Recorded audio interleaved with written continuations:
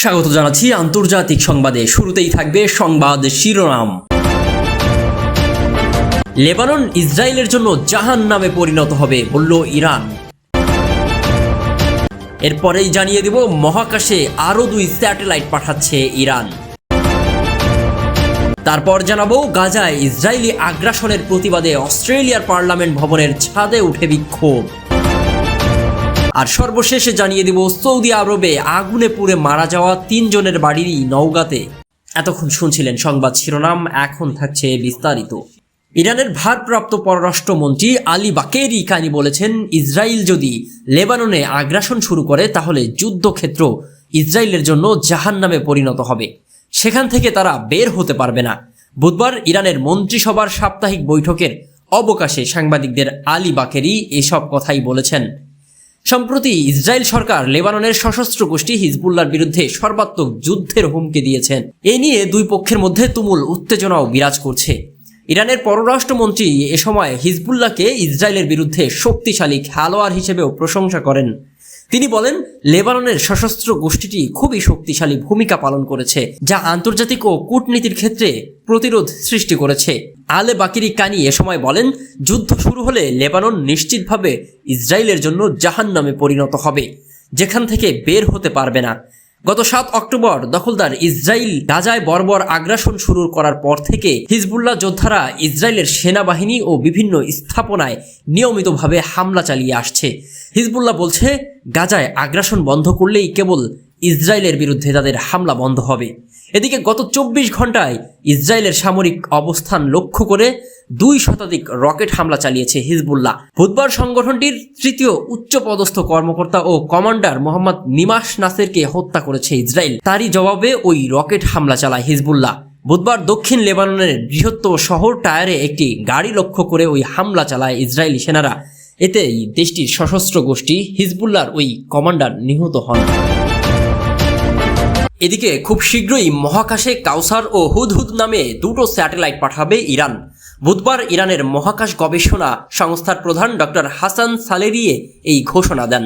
তিনি বলেন, আশা করা হচ্ছে চলতি বছর হবে ইরানের স্যাটেলাইট, বিশেষ করে বেসরকারি খাত থেকে তৈরি স্যাটেলাইট পাঠানোর জন্য ফলপ্রসূ একটি বছর। ইরানি মহাকাশ গবেষণা সংস্থার প্রধান জানান, কাউসার স্যাটেলাইটটি একটি সংবেদনশীল স্যাটেলাইট এবং ইরানের মহাকাশ গবেষণা সংস্থার এর তোলা ছবি কেনার জন্য একটি চুক্তি চূড়ান্ত করেছে। উদ্যোগটি বেসরকারি খাতকে সমর্থন এবং এর মহাকাশ পণ্যগুলোর জন্য একটি বাজার গড়ে তোলার ক্ষেত্রে একটি গুরুত্বপূর্ণ পদক্ষেপ। অন্যদিকে হুদহুদ স্যাটেলাইটটি গবেষণা এবং যোগাযোগ 2 কাজেই ব্যবহার করা হবে এবং উভয় স্যাটেলাইট একযোগে উৎক্ষেপণ করা হবে। শিগগিরই স্যাটেলাইট দুটি উৎক্ষেপণের সুনির্দিষ্ট সময়সূচি ঘোষণা করা হবে বলেও জানান ডক্টর হাসান। তিনি বলেন, বর্তমানে বেসরকারি খাতে নির্মাণাধীন বেশ কয়েকটি স্যাটেলাইট চলতি বছরের মধ্যেই উৎক্ষেপণ করা হবে। উল্লেখ্য যে পশ্চিমা দেশগুলোর নিষেধাজ্ঞার সত্ত্বেও ইরান তার বেসামরিক মহাকাশ কর্মসূচিতে উল্লেখযোগ্য অগ্রগতি অর্জন করেছে।